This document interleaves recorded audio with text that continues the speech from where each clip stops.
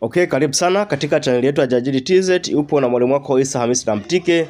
Leo tutaangalia jinsi gani ya kuweza tunaenda kukata tu kashata zetu za ufuta, jinsi gani ya kuweza kukata, labda kufungasha, vitu kama hivyo. Kwa hiyo husika nami mwanzo mpaka mwisho uweze kupata fursa ya ujuzi wa leo. Sasa katika kitu ambacho hakina mwongozo thabiti, labda ni namna ya ukataji, unaona? Kwa maana kukata, zingatia tu labda meza yako inakuwa safi, sawa? Meza inakuwa safi. Unakuwa na kisu ambacho ni kikali, sawa? Na upate gloves, uvae gloves zile za nylon, sawa? Gloves kwa ajili ya wale ambao wanadili sana mapishi itakuwa wanaelewa kitu kama hiko. Kwa sababu gani? Kwa nini nasema labda ukataja kuna formula thabiti, kwa maana formula ambayo ni elekezi? Kwa sababu huwa tunakata kulingana na soko husika. Mwingine unakuta labda vipande vyake ni vikubwa, mwingine vidogo, lakini cha kuzingatia kwanza ni mazingira tu ya ukataji. Kwa maana meza yako iwe flat, iwe safi, uvae gloves, kitu kama hiko, na pia uwe na vifungashio. Usiwe tu labda umekata afu baadaye unaweka labda kashata zako basi tu na vitu tu. Hapana, lazima tu na vifungashio kwa ajili ya kuweza kuweka kashata zetu ambazo tutakuwa tumekata. Sasa hapa kwenye issue ukataji ndio kwenye mazingira mazima ya kuweza kupata faida na hasara. Sawa? Sometimes unaweza kuwa na hata rula, kama unaona labda itakusumbua labda kukadiria 1 2 3. Unaweza kuwa na rula kabisa. Unaona rula ile, kwa maana either ikawa rula ya mbao au rula ya plastiki ile kama dukani, lakini kikubwa kwa maana vipande vyako visiachane sana. Hii hapa ilitoa ni ya demo, ndio maana unakuta labda vipande vinapishana kiasi, unaona? Lakini katika uhalisia vipande vyako vinapaswa kuwa vinalingana. Sio hiki kikubwa hiki kidogo. Vikilingana inakuwa rahisi hata kwenye kipengele kizima cha ufungashaji, sawa? Kwenye kufungasha vipande vyako lazima vitakusumbua kama haviko sawa, unaona? Kwa hiyo lazima sasa vipande vyako viweze kufanana kwa ukubwa.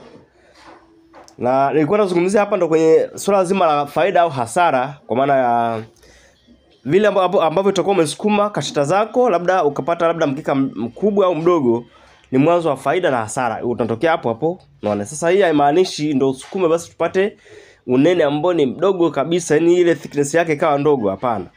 Unachopaswa kufanya ni kuweza kuandaa kashata zako kiasi kwamba wateja watakuwa satisfied, sawa? Lakini kuwa wateja satisfied haimaanishi upate hasara. Cha kuzingatia ni ukataji na usukumaji wa nini? Wa bando lako ambalo litakuwa tayari umeshaliweka. Unaona, kwa mfano unene wangu huo, mwingine huo unene unaweza kuwa ni mkubwa, mwingine ukawa ni mdogo kulingana na mazingira ya soko lake. Unaona? Kwa mazingira ya soko langu mimi sasa, hivi pale vinaenda sawa. Kwa maana viko hivyo na ndio ambavyo vinanipa faida. Labda kwenye labda tuseme labda kilo 3 ya ufuta, basi naweza kupata faida sio chini ya 18,000. Naona kitu kama hiko. Kwa hiyo kama faida sio chini ya 18,000, nazo labda naweza kumaliza ndani ya siku moja na mzigo kawa unahitajika. Kwa maana zipo ambazo zinauza kwa jumla, hiyo ambayo nimekuambia ni ya rejareja. Ya kilo 3 kupata chini ya 18,000, kwa maana ni ya rejareja. Kwa hivyo vitu kama hivyo unapaswa kuvizingatia sana kwenye issue nzima ya ukataji na utengenezaji wa faida na utengenezaji wa hasara pia, kwa sababu hasara huwa inatengenezwa, sawa? Haizaliwi tu bali inatengenezwa, kwa maana either kwenye upishi wako umekosea au kwenye ukataji au kwenye usukumaji. Kwa kitu kama hiko cha kuzingatia, vitu vingine vitu vya kawaida lazima tufungashe. Sasa pia kwenye kukata, kwa maana hupaswi kusubiri kashata zako ziwe ngumu kabisa kwa maana zikauke kabisa, hapana, zitakusumbua kwenye ukataji na utapata vipande ambavyo viko smooth, unaona? Kwa hiyo ili uweze kupata vipande ambavyo ni laini, kwa maana ukikata pap na ukate kwa urahisi, lazima tukate wakati ushaanza kukauka. Sawa? Ukisubiri vikauke kabisa, vile vigumu vitakuwa kazi kwenye kukata, sawa? Kwa sababu vinakuwa ngumu kiasi kwamba hata kisu kiwe kikali inakuwa na shida kuweza kukata. Be positive, jasiriamali unalipa. Karibu sana na kwenye madarasa yetu ya WhatsApp na Telegram. Tunayo madarasa mengi sana ambayo tunafundisha kule WhatsApp na Telegram. Kwa mfano labda darasa la kashata. Kwa darasa la kashata tunayo kashata za ufuta, kashata za nazi na kashata za karanga. Au wengine hizi kashata za karanga wanaziita kashata za njugu, labda sana sana Wazanzibari. Sawa? Wazanzibari pamoja na Wakenya wanaita kashata za njugu. Ndio hizo kashata za karanga, sawa? Siku za mwanzo nilikuwa nanisumbua kashata za njugu hivyo, kumbe ni karanga. Kwa hiyo ni kadri muda unavyofanya kitu unapata uzoefu ambao kabla haukuwa nao, na ndio jinsi ilivyo. Kwa jambo lolote hususan kwenye ujasiriamali, vitu kama hivi vinahitajika sana uweze kufanya. Na kwa kitu ambacho utakuwa huna maarifa nacho, basi lazima uweze kumpata yule mwenye maarifa na kitu hiko, then uweze kujifunza. Yes, tulikuwa tunazungumzia swala zima madarasa ambayo tunayo kule WhatsApp na Telegram, kwa maana darasa la Kashata ndo kama hivyo.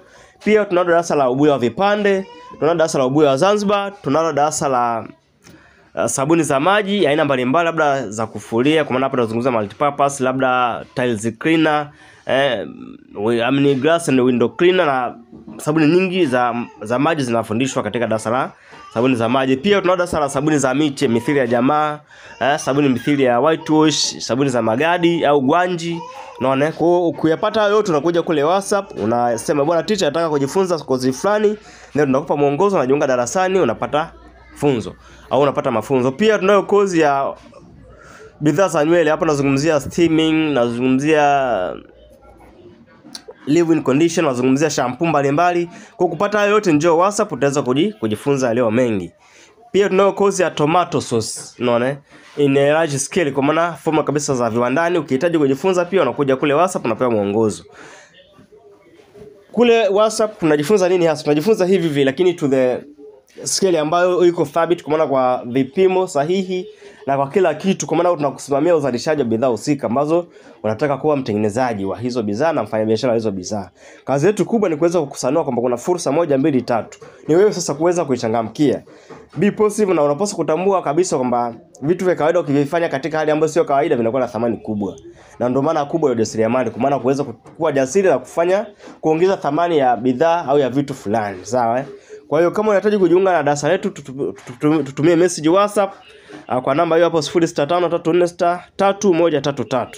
Utapata mafunzo, utajifunza na utakuwa mtengenezaji wa bidhaa husika ambazo unazipenda, safi kabisa. Yes, hapo zoezi la ukataji lishakamilika kama hivyo. Kinachobakia hapo ni kuweza kufungasha bidhaa zetu, kwa maana ni kuweza kufungasha ufuta wetu au kashata za ufuta, sawa? Be positive, ujasiriamali unalipa. Kule darasa tutajifunza mbinu mbalimbali za kuweza kutengeneza faida za bidhaa ambazo tutakuwa tunajifunza. Sawa, kama kashato tutajifunza jinsi gani kuweza kutengeneza faida zaidi na vitu kama hivyo. Kwa hiyo usiogope na wala usiwe na mashaka kwamba je, nitaweza kutengeneza bidhaa hii kupitia mafunzo ya online? Jibu ni ndio, unaweza kutengeneza, kwa sababu kinachomata hapa ni vipimo na zile hatua. Mimi sidhani eti nimekuambia weka hapo labda ufuta kilo 10. Wewe utakuja kuweka labda ufuta kilo 1 au kilo 2, ili yani nimekwambia kilo 10 kisa ni online. Kitu kama hicho hakipo. Nimekwambia labda kama kwenye sabuni za maji weka sulfonic acid labda lita 20, wewe unaweka lita 5. Wakati huo fomu ambayo tunajifunza pale ni lita 20, kwa hiyo inakuwa ni tofauti. Kwa hiyo hata online pia unaweza kujifunza na vitu vingine vinaendelea vizuri tu. Be positive, ujasiriamali unalipa. Hapo tunafungasha kashata zetu. Kama subscribe leo, like, share and comment. Naona ili tutakapopakia video nyingine iweze kuwa rahisi wewe kufikia ujumbe kwamba bwana kuna video nyingine ina maarifa, angalia basi kaangalia. Hivyo ndivyo jinsi ya kuweza kukata kashata zetu. Kwa hiyo kama unataka kujiunga darasani, jiunge leo, haujachelewa. Be positive, ujasiriamali unalipa. Ulikuwa na mwalimu wako Isa Hamisi na Mtike katika somo letu la leo. Hapo tunajifunza jinsi gani kuweza kufungasha, jinsi gani kuweza kukata, vitu gani vya kuzingatia. Lakini yote kwa yote, kama unahitaji kujifunza zaidi na zaidi, njoo WhatsApp, kule utajifunza yaleo mengi zaidi, na hata zile siri za kashata utaweza kuzipata kule WhatsApp. Kule utalipia ada, na utalipia ada kiasi, kwa sababu elimu ni gharama lakini ujinga ni gharama zaidi. Kwa hiyo utalipia ada, then utatuunganisha kwenye group letu, utajifunza na utaweza kutengeneza bidhaa husika ambazo tutakuwa umeshalipia ada hiyo. Sawa? Hapo ni ufungashaji tu. Ukiweka dukani basi inakuwa vizuri. Be positive, ujasiriamali unalipa.